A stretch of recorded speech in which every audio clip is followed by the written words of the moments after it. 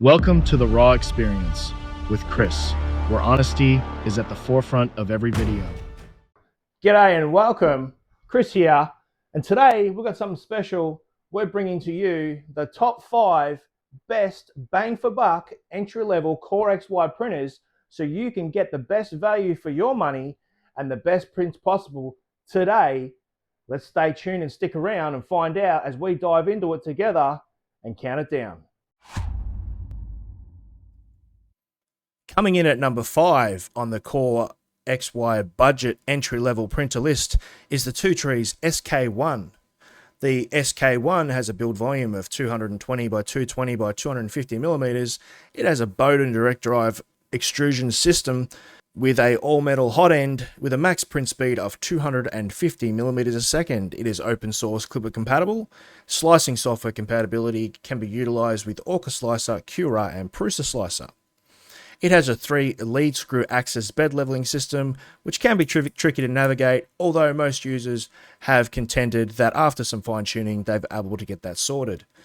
Customer service is hit and miss, although for a budget entry Core XY printer like this, it can't be missed out on, and that's why it's at number 5. The pros: it's a Core XY option with a decent build volume, open source firmware allows customization, and decent print value for the price. On top of that, it's an open frame design, which means you can customize an enclosure based on your needs, whether it be aluminium, ABS, or acrylic. The cons: assembly is more complex than others. Firmware and software can be a little bit buggy out of the box with firmware updates to fix that. The customer service is somewhat inconsistent. As I said before, known faults are reported as firmware instability and auto leveling issues, which, to my surprise, seems to have been solved in recent times, moving into 2025. And some users have experienced belt tensioning problems with them being out of alignment out of the box, with some tuning to be fixed to remedy that. Moving on, the Two Trees SK1 is a good quality entry-level Core XY printer that can get you started with good quality prints out of the box. As you can see there, has an open steel frame with linear rail slide rails, ensuring that your lead screws perfectly synchronized rather than using linear rods. It also has a Ethernet port, twin USB rear ports, and a HDMI as well. Comes with a PEI flexi sheet with a total frame dimensions of 510 by 400 by 400. It is a very complex, compact unit. Has an all-metal hot end with a ceramic wrapped hot end, which can be prone to wear, but overall produces good quality heat temperatures. The bed leveling is self-access maneuverable, so it can adjust itself accordingly based off of each lead screw to compensate for an uneven bed system. At number 4, we have the most recent Core XY printer released from the flagship ELEGOO company, the Centauri Carbon, which can also be purchased in a bare bones chassis frame design, all aluminium extrusion Core XY printer. It has a build volume of 235 by 235 by 250 and is in a direct drive extrusion 500 millimeters a second with 20,000 millimeters acceleration is going to ensure that your print speeds are fast. The firmware, although is ELEGOO proprietary, modding is possible, but we're unsure about where that's headed just yet. At the moment, you're locked into ELEGOO software, so unlike other Core XY printers, the future remains somewhat certain with firmware integration in this printer. The good value things about the ELEGOO Centauri is it has a good balance between affordability and features. It has a direct drive extruder, improves filament capability. It does have a built-in brush cleaning system with exhaust fans and adequate cooling. It also is pre-molded and manufactured with a rear poop chute for filament extrusion, considering the fact that ELEGOO have mentioned and already conceived that they will be releasing the paired AMS multi-filament filament system for this printer in the near future, most likely towards the later quarter of 2025. It has a glass lid, and as said before, you can buy it in various different types of configurations, the most common being the bare bone chassis design and the fully enclosed design. The cons: firmware updates are required for optimal performance, some reports of inconsistent bed leveling. There has been some issues with the bed not leveling due to the fact that there was a design fault where the actual probe sensor could not level the bed because the brush for the nozzle cleaner was in the way and would knock it out of alignment. That was an issue that ELEGOO have seemed to somewhat resolved, although the original purchasers of this printer have had to succumb to DIY surface grinding and fixing that problem themselves. Other issues can be that the Wi-Fi connectivity can be somewhat unreliable. Possibly that could be fixed with the Wi-Fi firmware update or LAN update. Here's hoping for the best on that one. Most positively, but early adopters have faced some firmware bugs, but hopefully that can be resolved soon. It is an attractive printer. It does have a 320-degree hardened steel nozzle for superior filament printing. One thing I can say, although it does have a ceramic heating extrusion nozzle hot end, the ceramic plates that they use are prone to breaking down over time, as it only uses a single plate of ceramic that's used to heat the element rather than fully encasing the hot end. That said, the Centauri Carbon from ELEGOO is a quality Core XY printer, somewhat good value for money, although priced at $299 USD,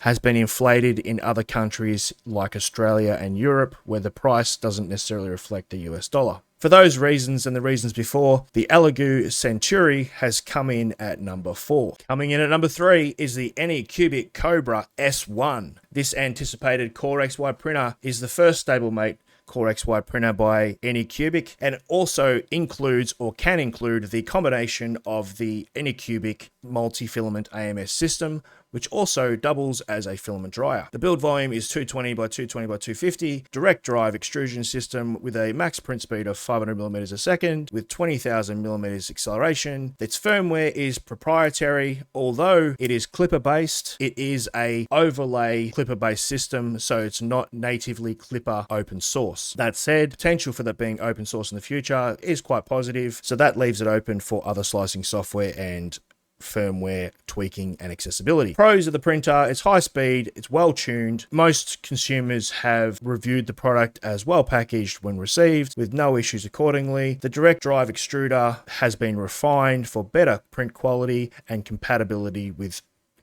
a larger base selection of nozzles. The auto bed leveling system is improved, and the first layer adhesion is really good. Good quality build for the price. It supports multi-color filament AMS, as I mentioned before, unlike, the ELEGOO Centauri, that doesn't support an AMS color filament system as yet, but will do later in the quarter of the year.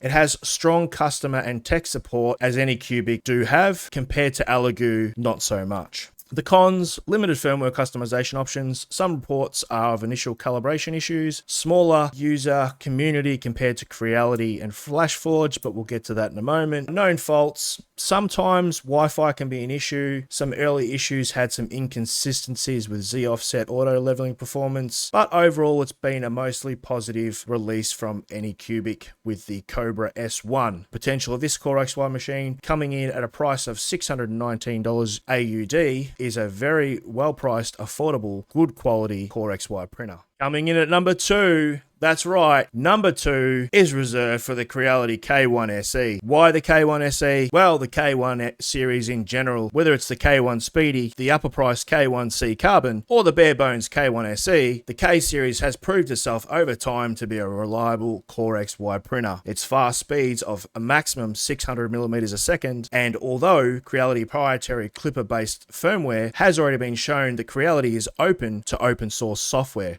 Therefore, the K-Series Core XY printers can be unlocked with root access and using Clipper firmware incorporating mainsail and fluid, giving you full range of capabilities and compatibilities with many upgradable components and system software with the K-Series printers. That's why it's in at number 2. It also has a direct drive extruder system, which has been proven over time since 2023 from the release of the original K1 series system. It has upgraded aluminium all-metal gear drives and a optimized spring filament feeding system, hands-free auto leveling. It has a large community base, and the K1 SE especially comes in at an affordable price of $619 Australian, and being an open frame design can be easily modified and enclosed if needed. Some units have been shipped with calibration issues due to belt tensioning not being adequate, which can be easily tuned, as well as bed leveling. The default firmware can be restrictive, so I would recommend root accessing your printer and going with the Clipper full source option. Inconsistency somewhat of flow rates can be an issue if you don't have the PDFE tube aligned correctly, as sometimes it can under extrude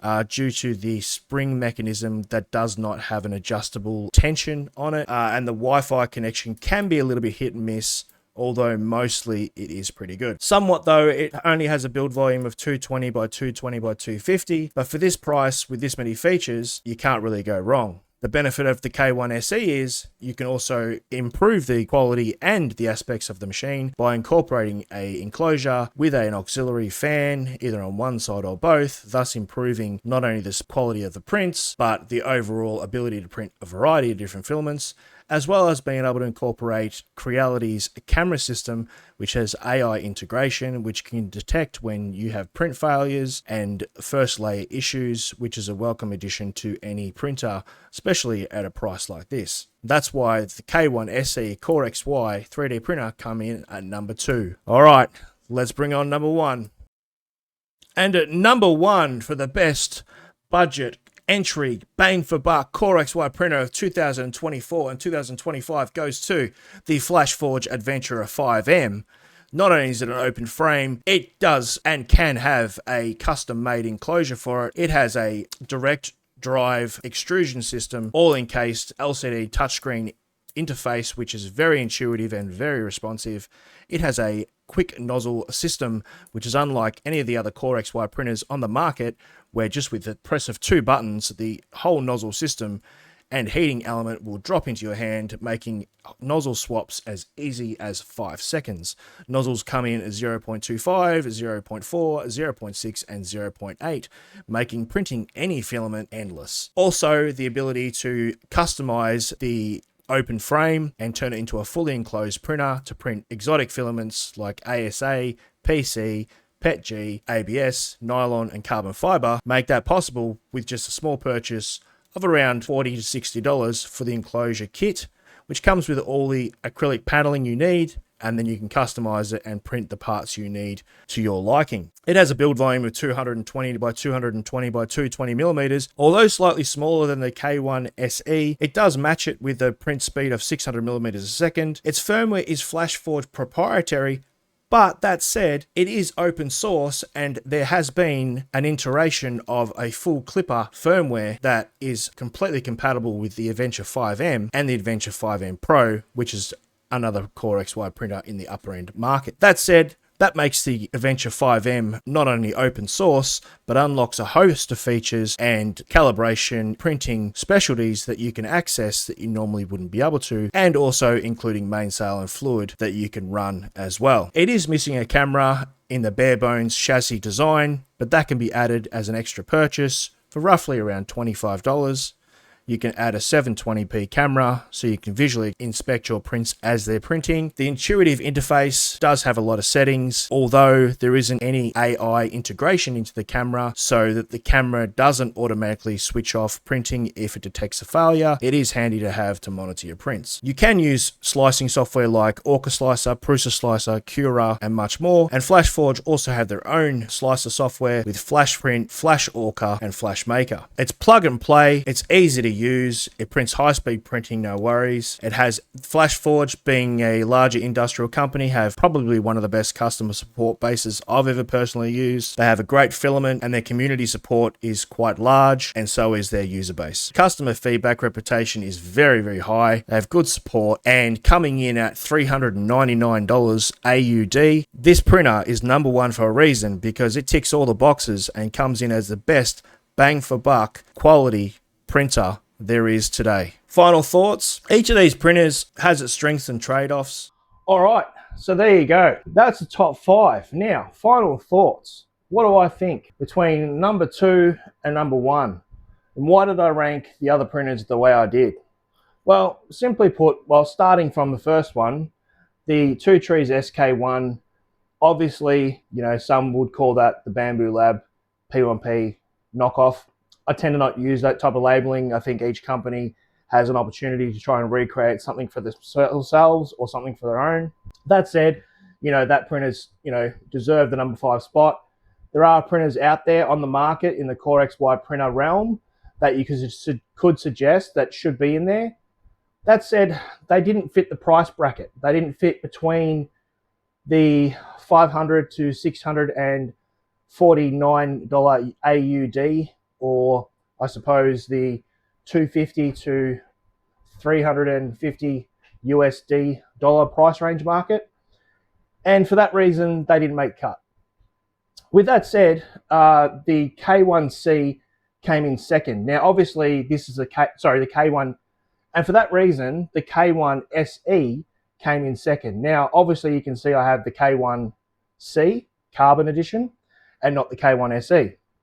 Simply put, I've used the K1 SE demo version. I didn't have a use for it as I had the K1C, so I gave it to a friend of mine. Now, obviously, with the differences with that is that basically the K1 SE is a bare bones frame shell design of the K1 Speedy and the K1C Carbon.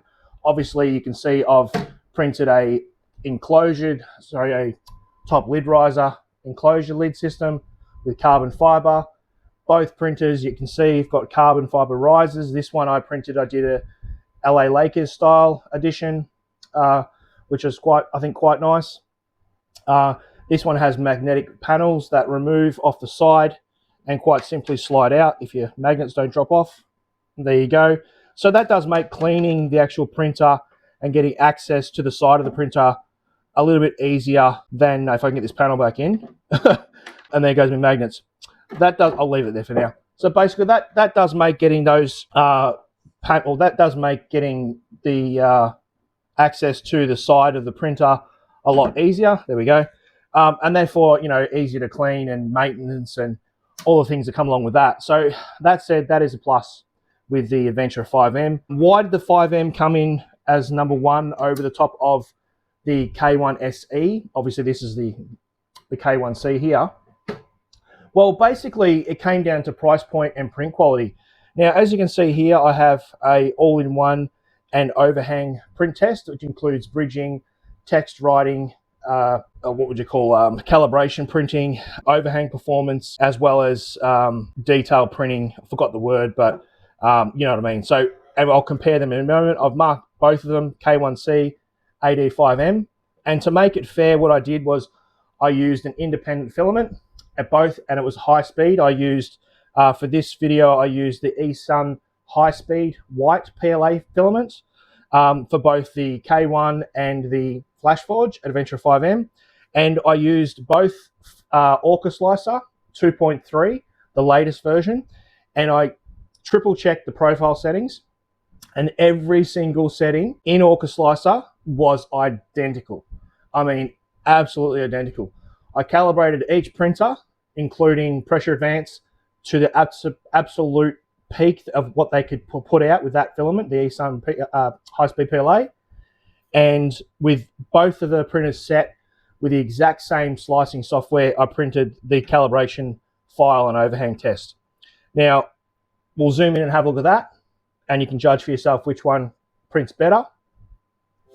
2,000 years later. That said, from that, you can see that the FLASHFORGE 5M definitely outperformed the K1C. Now, if you think about it, the K1 SE is the stripped down version of the K1C. Now, the K1 SE does have the exact same extruder and hot end system as the K1C. The difference being the K1C has a side auxiliary fan, AI camera monitoring, rear carbon exhaust, and a full enclosure. The K1 SE doesn't have any of that. So for that reason, in case someone asks, I disabled the auxiliary fan on the side and exhaust cooling when I printed this model so that it matched the Adventure 5M, which doesn't have an auxiliary side fan or exhaust. So to that end, I matched them exactly. I also made sure that there was no extrusion problems with the feeding of the tube. As you can see, I have a direct filament drive straight through path, and I've done the same with the Adventure 5. So there you have it with that. Also, the other reason why, for instance, some will say, what about the Centauri Carbon, the latest ELEGOO printer that everyone's raving on about at the moment? Well, the nuts and bolts of it is for a Core XY budget entry-level printer that's budget-friendly, the ELEGOO Centauri just didn't cut it. I mean, it's $299 USD price point, but it's inflated for other countries overseas. Doesn't quite add up, as I've discussed in another video. But regardless of that point, the ELEGOO Centauri does have its issues. Obviously, ELEGOO's addressed it. It's had auto leveling issues, bed leveling issues, extrusion problems, and they've had a lot of packaging issues. And the firmware is proprietary. Now, we haven't had a Core XY system from ELEGOO. It's a new firmware system they're utilizing, and it is a closed loop system, so therefore no clipper. Both the FLASHFORGE and the CREALITY can both be flashed, rooted, and they can use ANYCUBIC and Clipper, full open source Clipper software, none of which the ANYCUBIC can do or the Centauri from ELEGOO can do. So in my opinion, these two printers, whether you go for a top tier K1C, which is obviously outside of that, slightly outside of that budget performance price point, or the K1 SE, and then obviously add your enclosure, auxiliary fan, and so forth, and AI camera monitoring. And like with the Adventure 5M, buy the bare bone chassis, pay the extra $40 for the enclosure, print it and customize it and make it look fabulous as much as you want. And then they can both run open source Clipper. They both price really, really well, but unfortunately for CREALITY, even with their bare bones chassis SE model, it can't beat the Adventure 5M, not only in print quality, but in price. For the Adventure 5M, if you shop around, even on Amazon now, you can get it for 399 Australian dollars. Now, obviously, do the conversion in USD. With the SE model, you're looking at $619 AUD. So there is a $200 price difference there. So not only is there a $200 price difference, but with the $200 price difference, even when you factor in the cost of the enclosure, buying the camera, and putting a light in, you're still coming out at least $50 ahead. And obviously, the print quality shows. The AD5M does print better quality than the CREALITY. Now, to be honest and fair, I've always been a CREALITY fan. I still am. I love CREALITY products.